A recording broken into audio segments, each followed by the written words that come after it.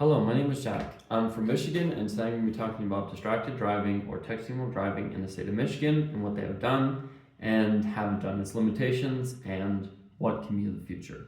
So first, I'd like to talk about what distracted driving is, and according to my research from the NHSTA, which is the National Highway Safety Transportation Association, and if you can see my slides, my visual aid, it is distracted driving is an activity that diverts attention from driving, including talking or texting on your phone, eating or drinking, talking to people in your vehicle, fiddling with the stereo, entertainment, or navigation system, or anything that takes your attention away from the task of safe driving. I think it's important to first define what distracted driving is so that you can better understand it and be informed inside my discourse of distracted driving in Michigan. Now, first I'd like to talk about what Michigan hasn't done or what it succeeded in, and then later I'll talk about what it hasn't done or its limitations. So since 2023, Michigan has had a $100 fine for distracted driving. If a person is caught, they will pay that. And as of 2025, for Michigan.gov, it's increased to $200 under the old governor. I think this is a very clear example of what Michigan has done, as it has definitely reduced the number of deaths and fatal crashes.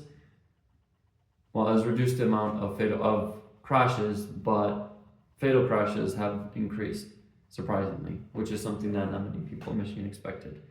Now, another example is that Michigan has put a lot of effort into PSAs through Facebook, Instagram, newspapers of distracted driving and its issues, and I think this has really helped the state create an environment of safety and distracted driving and awareness towards and what people can do as to drive safely on the road. And some statistics is that in Michigan, on average, there's about 540,000 crashes per year, which is comparatively low to other states.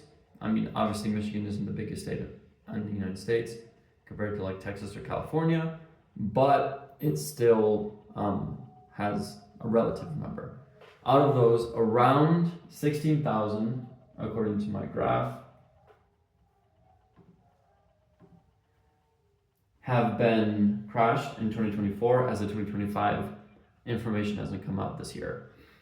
And it's around 14,436 or around 15,000, and out of those, 65 have been fatal. Now, I think this really highlights what Michigan has done as having less than 100 people dying per year, and car crashes related to something specific or niche shows a victory for the state. Obviously, 65 people dying isn't great, but still.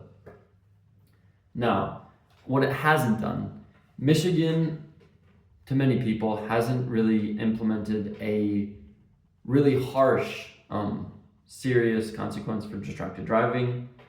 According to my research and Pamela Tantanolo, who is a social scientist, that this, to many people, is a violation of the Fourth Amendment. Now, what do I mean? I mean that when the government attempts to create new ways to show that people were distracted driving, many people can feel like this violates their rights, as they have personal liberties, and like saying, oh, Mary Lou was on her phone texting at this time. Many people don't like that.